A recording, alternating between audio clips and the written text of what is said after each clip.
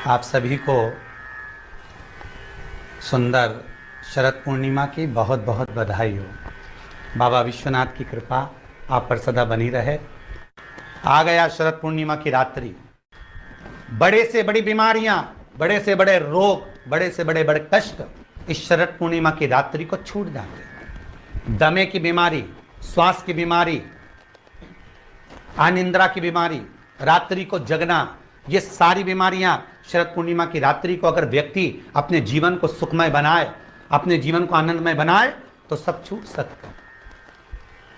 शरद पूर्णिमा की रात्रि को पीपल के पत्ते 5 लेकर उसके ऊपर खीर डालकर रात्रि को खा लेने से महाराज दमे की बीमारी, श्वास की बीमारी रुक जाती है। वो बीमारी बढ़ती नहीं है, उससे कष्ट नहीं होता।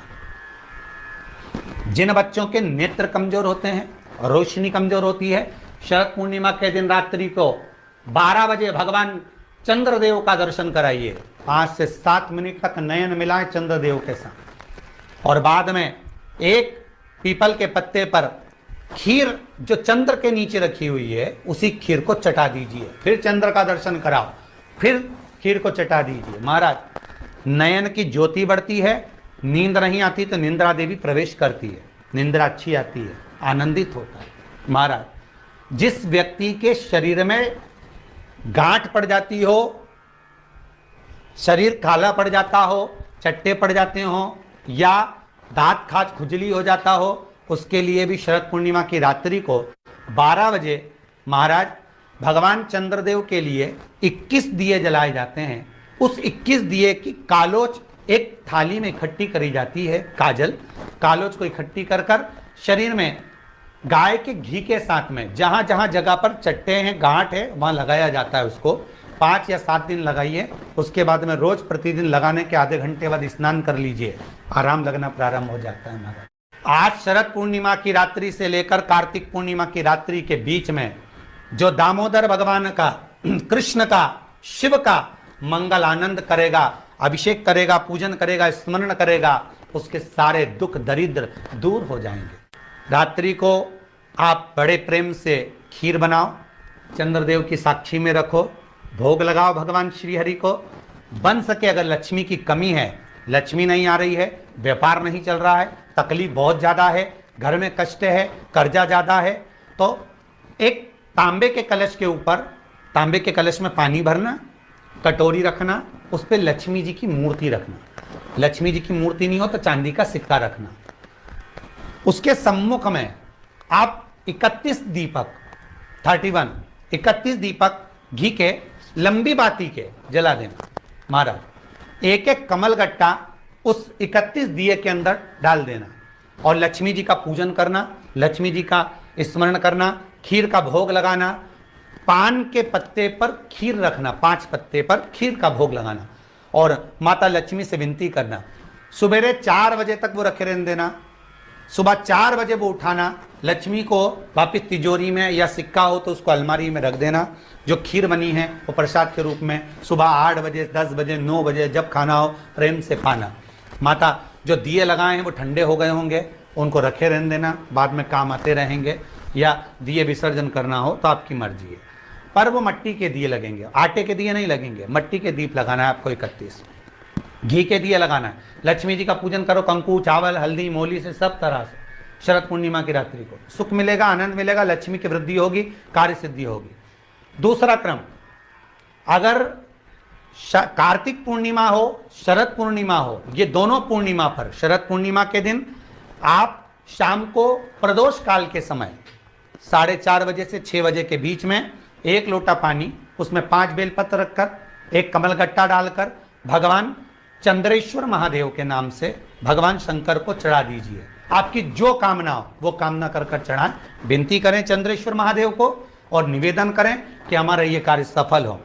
केवल शरद पूर्णिमा के दिन चढ़ाइए, कार्तिक पूर्णिमा तक क्या फल मिलता है हमको जरूर बताइए। भी शरद पूर्णिमा की रात्रि को और कार्तिक पूर्णिमा की रात्रि को गर्भवती नारी अपनी नाभि पर यदि चंद्र की दृष्टि पड़वा लेती है तो बच्चा विकलांग पैदा नहीं होता है। गर्भ से जो बालक होगा श्रेष्ठ होगा, विद्वान होगा, चतुर होगा, पढ़ने में होशियार होगा, क्योंकि ये चंद्र की किरणें जब समुद्र में उछाल ला सकती हैं तो आपके जीवन में भी तरक्की ला सकती है, उछाल ला सकती है। शरद पूर्णिमा से कार्तिक पूर्णिमा के बीच में प्रयास करना, दुकान नहीं चल रही हो, व्यापार नहीं हो रहा हो, तकलीफें बहुत ज्यादा हो, घर में क्लेश जाता हो, अशांति ज्यादा हो, पैसे नहीं आ रहे हो, 1 रुपया कमा रहे 100 रुपये खर्च हो रहा है, बहुत टेंशन है, तो शरद पूर्णिमा से कार्तिक पूर्णिमा तक एक हल्दी और कुंकू ये थोड़ा सा मंदिर में लेकर जाइए।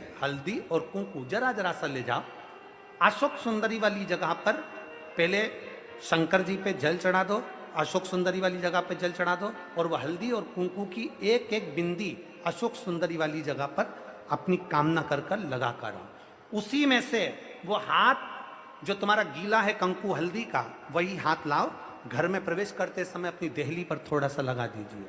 शरद पूर्णिमा से कार्तिक पूर्णिमा तक कर कर देखो, उसके बाद में फिर बताना कि मेरा देव अधिदेव महादेव ने तुम्हारी झोली भरी कि ना भरी। कानी दिखे कहीं किसी को पास कानी दिखे, रहते हैं, उसके लिए भी शरद पूर्णिमा के दिन तुलसी की जो डंडी होती है, बेलपत्र की जो ये डंडी है, ऐसे ही तुलसी का जो पत्ता होता है, उस पत्ते की जो डंडी होती है, उस डंडी को चंद्रमा को देखा जाता है, उस डंडी की जो कोर होती है, उस कोर को दृष्टि से मिलाया जाता है।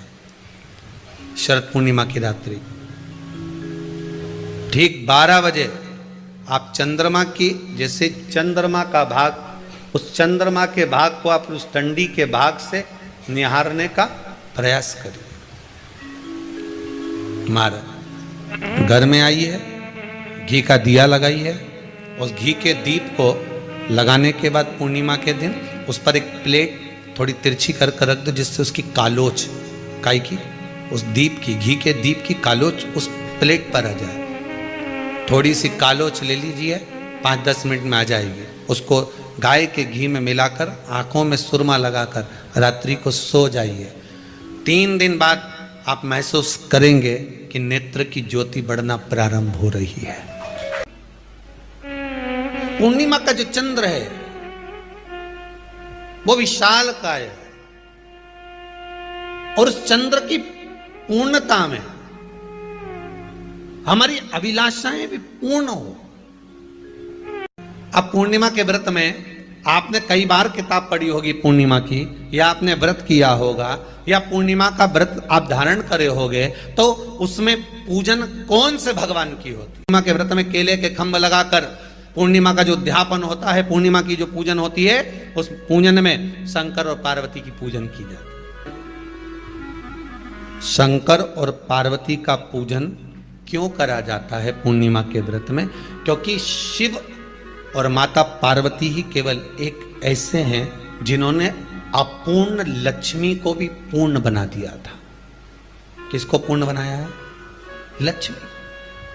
शरद पूर्णिमा के दिन अगर आप शंकर भगवान को 1 लोटा पानी अगर शिव को समर्पित कर रहे हो, श्वेत पुष्प को रखकर शंकर जी के ऊपर सफेद फूल को चढ़ाकर अगर 1 लोटा जल भी, एक पात्र जल भी शंकर को समर्पित कर रहे हो, तो ये लक्ष्मी के लिए ही तो कर रहे हो। और कौन सी लक्ष्मी? पूर्ण लक्ष्मी। पूर्ण लक्ष्मी। आपको पहले भी कथा में कहा, एक बार भगवान विष्णु के सामने लक्ष्मी मैया ने बहुत तेज स्वर में कह दिया था, नारायण, दुनिया के लोग आपका नाम जपते हैं, दुनिया के लोग नारायण नारायण कहते हैं, दुनिया के लोग आपका भजन करते हैं, पर सत्य मायने में कहूं ना तो मेरे बिना दुनिया के लोगों की नहीं चल सकती। शरीर में रोग है, बीमारी है, काया बेकार हो रही है, तो सीधी सीधी बात शिव महापुराण की कथा कहती है, सुंदर आनंद में श्रवण कर कर आप अपने जीवन को, ये पूर्णिमा शिव महापुराण की कथा कहती है, शरद पूर्णिमा आ रही है, कुछ नहीं करना, पीपल का एक पत्ता, उस पत्ते पर थोड़ा सा चावल, थोड़ा सा चावल, पूर्णिमा की रात्रि को अपने हाथ में लेकर, अपने नयनों से लगाकर, शरीर पर से स्वयं उतार कर उसको दरवाजे के पास रख दीजिए। पूर्णिमा की रात्रि को पूर्ण होने पर उस चावल को दूसरे दिन सूंघ कर बहते हुए पानी में डाल दीजिए। महाराज कितने भी रोग से ग्रसित हो गए, पीपल का एक पत्ता 52,000 ब्राह्मण की साक्षी कराता है। महाराज बहुत ध्यान देना, पीपल के वृक्ष में स्वयं नारायण का, मेरे कृष्ण का वास है। स्वयं भगवान गीता के अंतर्गत कहते हैं कि मैं पीपल का वृक्ष हूं। 6 पत्ती का बेलपत्र मिलता है तो उसको नंदी पर पहले समर्पित कर कर फिर शिव के द्वार पर शंकर भगवान पर समर्पित किया जाता है। सत्यम शिवम सिमरन चैनल को सब्सक्राइब करें। एक चावल का दाना चढ़ाकर उस बेलपत्री को लाया जाता है, बरकत स्थान पर रखा जाता है। 3 पत्ती का जो बेलपत्र का वृक्ष है उसमें 4 पत्ती मिलना चाहिए। 3 पत्ती के बेलपत्र के वृक्ष में 6 पत्ती मिलना चाहिए। 3 पत्ती के बेलपत्र के वृक्ष में 8 पत्ती मिलना चाहिए। मूल वो है, कई लोग कहते हैं 6 पत्ती का बेल का वृक्ष हमने लगा लिया, उसमें 6 पत्ती लगे, वो बात अलग है। पर 3 पत्ती के बेलपत्र के वृक्ष में जब 4 पत्ती मिले, 5 पत्ती मिले, 6 पत्ती मिले, मतलब 3 पत्ती का जो बेलपत्र का वृक्ष है वो माता पार्वती जी के अश्रु का है।